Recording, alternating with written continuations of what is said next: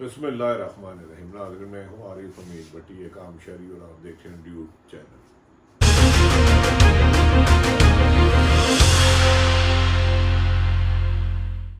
ناظرین، 14 اگست 1947 کو پاکستان مادر وجود میں آیا۔ اس کے بعد قائد اعظم کے بعد پاکستان کو تو ایک خاص مقصد کے لیے بنایا گیا تھا، جہاں ہر خاص و عام کو اس کے حقوق دیے جائیں گے، جہاں ہر شخص کو اپنی آزادی کے ساتھ بولنے کا حق ہوگا، نسل پرستی یا مذہب یا کسی بھی نام پر کسی بھی حق تلفی نہیں ہوگی۔ لیکن پچھلے 30-40 سال ہم دیکھیں تو مختلف گروہوں میں، کبھی جمہوریت کے نام پر، کبھی آمروں کے نام پر، پاکستان کو نوچا گیا، اتنا نوچا گیا، لوٹا گیا کہ جس کی انتہا ہو گئی۔ اب حالات یہاں آ پہنچے ہیں کہ پاکستان میں 90% لوگ، 80 سے 90% لوگ ایک وقت کی روٹی عزت سے نہیں کھا سکتے۔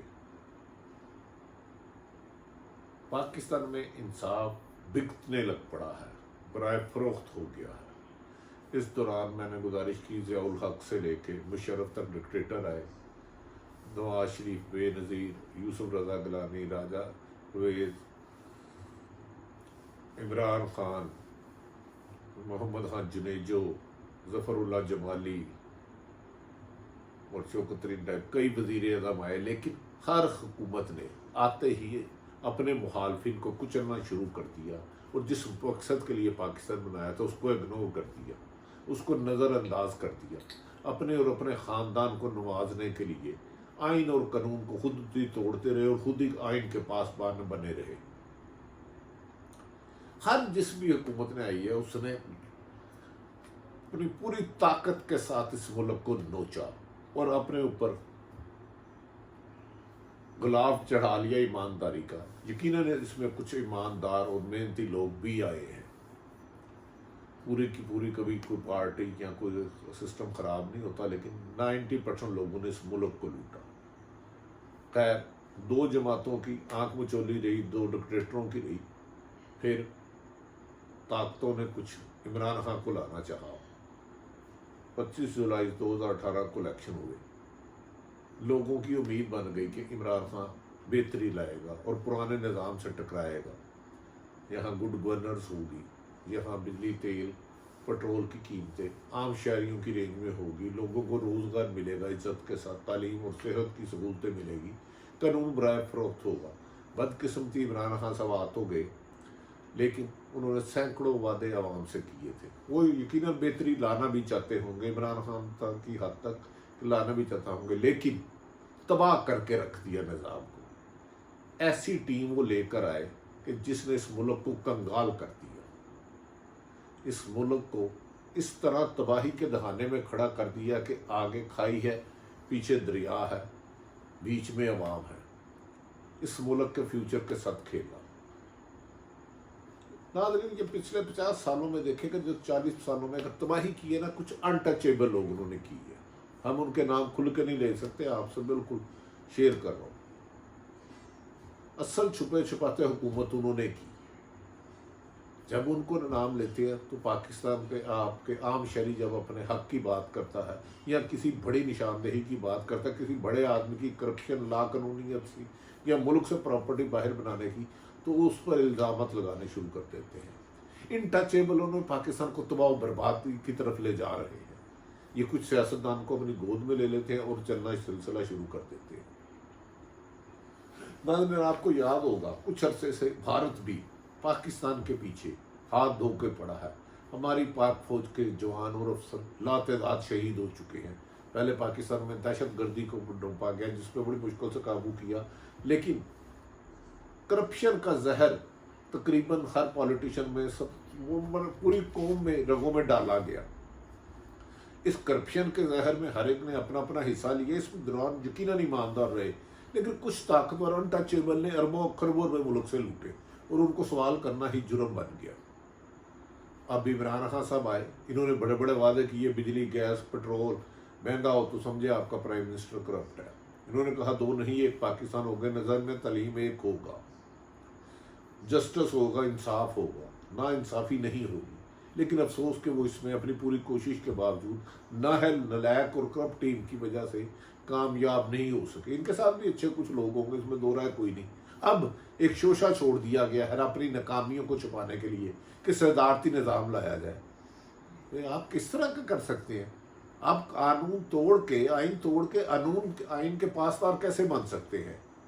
اس کا ایک طریقہ کار ہے اسلام میں، ملک میں ایک طریقہ کار ہے صدارتی نظام لانے کا، لیکن اب چند لوگوں کی خواہش ہے کہ ملک کے 20 کروڑ عوام وہ کے اوپر بلڈوز کر دو ان کی خواہشیں، کیونکہ جب یہ لوٹے ان سے کوئی سوال نہ ہو۔ ماضی میں جب بھی نیب بنا، نیب نے اپنے اس حکومت نے اپنے مخالفین کو کچلنے کے لیے نواز شریف سے لے کر مشرف تک، مشرف سے لے کے موجودہ محترم عمران خان صاحب تک مخالفین کو اتنا کچلا کہ باپ بیٹے کو گرفتار کیا، بھائی بہنوں کو گرفتار کیا، لیکن جو ان کی گود میں آ گیا، پی ٹی آئی کی گود میں، وہ قانون سے بالا ہو گیا۔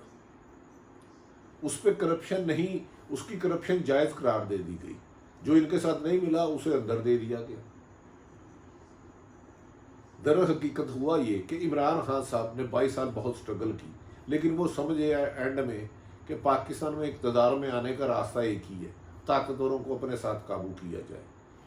کوئی اصول رکھے نہیں، الیکٹیبلوں کو بھی ساتھ لیا، جن کو وہ غدار کہتے تھے، جن کو کہتے تھے کہ ملک کے لوٹ کے گئے، بتا غیر ہے، قاتل ہیں، ڈاکو ہیں، ان سب کو ساتھ ملا لیا۔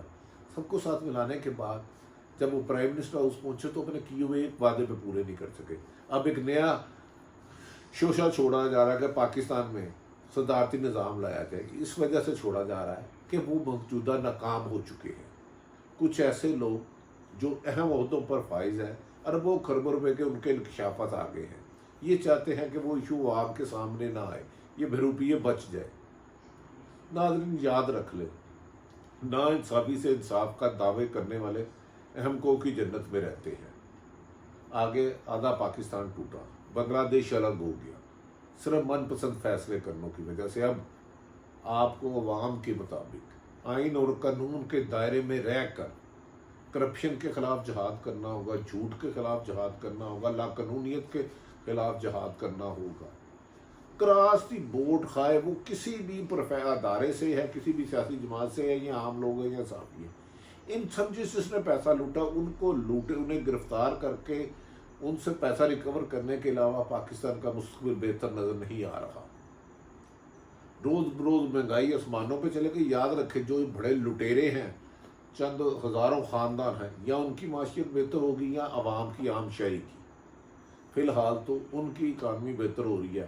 چینی سکینڈل لیتے ہیں تو پھر فائدہ خود اٹھا جاتے ہیں، آئل دنیا میں سستا ہوتا تو فائدہ خود اٹھا جاتے ہیں، دوسری گڑبڑ ہوتی ہے تو فائدہ خود اٹھا لیتے ہیں۔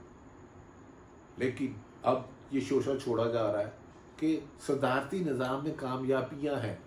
بھائی جمہوری نظام کو تو پہلے زنگ آلود آپ نے کیا، کرپشن کا زہر آپ نے گھولا، پیسے کا زہر آپ نے گھولا۔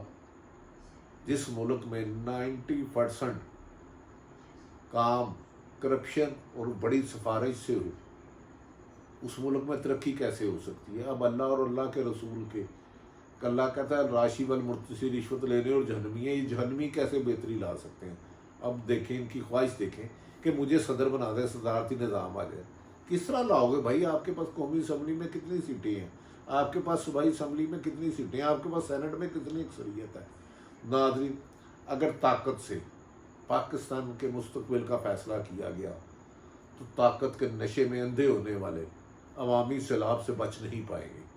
اگر اللہ تعالیٰ نے یہ پاکستان بنایا ہے تو ان ڈاکو لٹیرے چوروں نے، جنہوں نے بھی لوٹا ہے، کراس دی بورڈ جس نے بھی لوٹا ہے، جب تک وہ قانون کی گرفت میں نہ آئے، ان کو الٹا نہ لٹکایا گیا، وہ ریکوری پہ واپس نہ لی گئی، تو پاکستان آگے نہیں جائے گا۔ یہ پاکستان کو اس موڑ پہ لے آیا ہے کہ یہاں اللہ اپنے ایسے بندوں کو بھیجے جو کراس دی بورڈ، چاہے جتنی مرضی طاقت رکھتے ہیں، چاہے وہ کسی بھی روپ میں ہے، کسی ادارے میں ہے، سیاسی جماعت میں ہے، بزنس مین ہے، کسان ہے، کوئی بھی ہے، ان کو وقت آ گیا ہے پکڑ کے الٹا لٹکانے کا اور پیسہ لے کے دینے کا۔ سرکاری محلاتوں میں رہنے والے 200 کنالوں میں رہتے ہیں، انہیں 10 مرلے کے گھر دیے جائیں۔ عام آدمی کی رینج میں آٹا، چینی، پٹرول، روزمرہ کی اشیاء کو لایا جائے، لوگوں کو روزگار دیا جائے۔ لیکن اس کے لیے چند بڑے کوے لٹیرے ملک میں جو مسلط عرصہ دراز سے مختلف شکلوں میں، ان کو پکڑ کر الٹا لٹکانا ہوگا مینار پاکستان، اور قانون کے مطابق لوٹا ہوا مال لے کے پاکستان کی فلاح و بہبود پر لگانا ہوگا۔ یہ نہیں ہو سکتا کہ طاقتور کو دیکھو تو اس کے پاؤں پکڑ لو، کمزور کو دیکھو تو اس کا گلا دبا دو۔ ایسے موقع پر صدارتی نظام لانے کی ناکام کوشش اور غیر قانونی طریقے سے شاید نہ پاکستان کے لیے بہتر ہو نہ عوام کے لیے بہتر ہو، لیکن یہ نقصان پاکستان کا ہوگا۔ مجھے خطرہ ہے کہ جس طرح چند لوگ اپنی من مانیاں کر رہے ہیں، قانون کو بالا طاق رکھ رہے ہیں، آئین سے کھلواڑ کر رہے ہیں، آئین کو پاؤں تلے روند رہے ہیں، ان کے غلط فیصلے پاکستان کی 22 کروڑ کے سمندر کو سڑکوں پہ لانے کی کوشش کر رہا ہے۔ اگر یہ 22 کروڑ اپنے حق کے لیے اور انصاف کے لیے باہر آ گئی تو بڑی سے بڑی طاقت ریزہ ہو جائے گی۔ ہم دعا کرتے ہیں کہ اللہ تعالیٰ پاکستان میں ایسے لوگوں کی حکومت آئے، انصاف کرنے والوں کی آئے، میرٹ والی آئے، قابل لوگوں کی آئے، جو اپنی ذات کے نہیں، اس پاکستان کے عام شہری سے لے کے اس ملک کی مضبوط، پرامن اور خوشحال کرنے کی تمام کوششیں نہ کرے، عملی اقدامات کرے۔ ناظرین، باتیں تو بہت لمبی ہیں لیکن میں سینسر کر کے کہہ رہا ہوں۔ اگر عارف حمید بھٹی کی یہ گفتگو آپ کو پسند آئے تو اس کو سبسکرائب کریں، لائک کریں، اپنے ارد گرد رہنے والوں کا خیال رکھیں، لیکن یاد رکھ لیں چند طاقتوروں کی طاقت کے نشے میں کوئی بھی بڑی تبدیلی کی خواہش یا ملک کو قبضہ کرنے کی کوشش عوام کے سیلاب کے آگے بہہ جائے گی۔ ڈرے اس وقت سے جب انصاف پر مبنی، حق پر مبنی لوگ سڑکوں پر آئے اور چند طاقتوروں کو ان کی طاقت، ان کی کمزوری ہو کے رون دے۔ پاکستان زندہ باد۔